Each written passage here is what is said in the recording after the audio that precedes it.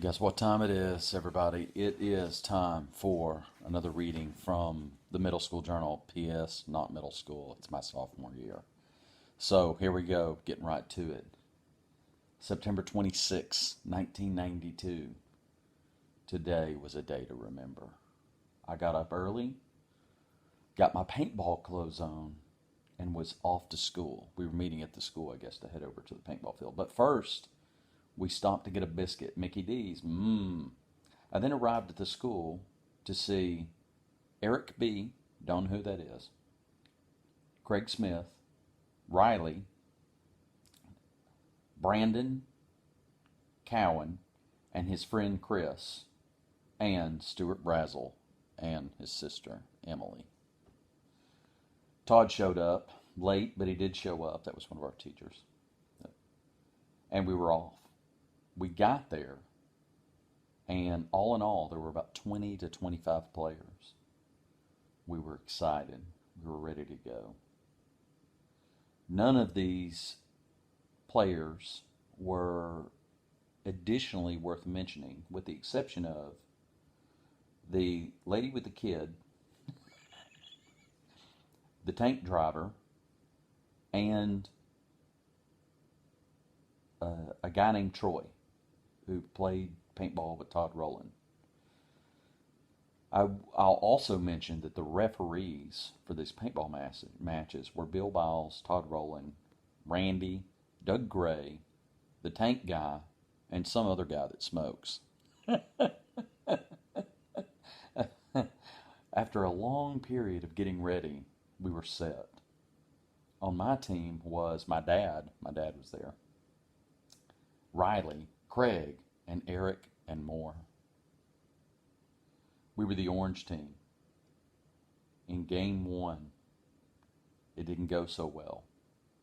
We got shot halfway through the game by cannon fodder. There were no cannons. I'm not sure what that means. Game two, we did pretty good. And I got a good ways down the field, but was finally killed by a bad case of positioning. Game three, me and Riley took the side and moved down really fast, killing several people on our way. We got to a point near the flag station, and it was guarded by two guys with semi-automatics. That's when I shot Stuart Brazel's sister right in the, I'll edit that, boob, right in the boob. She was not happy about it. The game four, in game four, we were playing, and it came down to, no, this was the last game. There were two guys guarding the fort. Craig and I had the flag, and we had to come up with a plan really quick. Let's see where it is. I yelled over to him, "Craig, run and hang the flag." So Craig took off and ran in, and they shot him, only to discover that I actually had the flag and hung it right after Craig, winning the game, and thus becoming addicted to paintball. The orange team won 4-2 on the day. Then I took the guys back to school and headed home. I stopped at Hot Sauce Charlie's for another barbecue hot dog. Man, that must have been my go-to. Anybody know Charlie? Hot Dog Charlie's? Anybody? Hot Sauce Charlie's? I got home, went to Tim's, watched a new episode of Star Trek, and it was pretty cool. I then got on the Bulletin Board Systems Orville Flying Circus and a new website called New Moon. No idea. Then I watched The Golden Voyage of Sinbad and went to bed. All I have to say is if it wasn't for the injuries to my body, I wish I could live this day over and over again. I really must have loved some paintballing. So the next day, September 27th, 1992. Today went well, but nothing compared to yesterday. I got up and went to the duck pond. My mother was having a craft show there.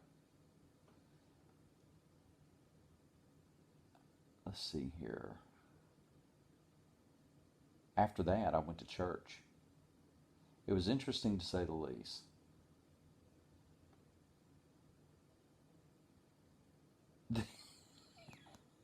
The lady behind me, sitting behind me, kept saying little prayers through the whole time to herself, but it was loud and really annoying.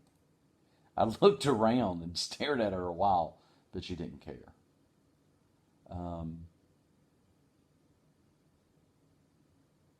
Then I went to Tim's.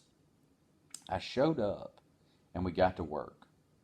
You see, we made an agreement to get some work done before anything else on the modem. We must have been working on a game or something. We got several things done and I felt good about everything. I then went to church, not much happened. I sat with Robbie, my sister. I then got a ride home from Robbie and went to Tim's. Little did I know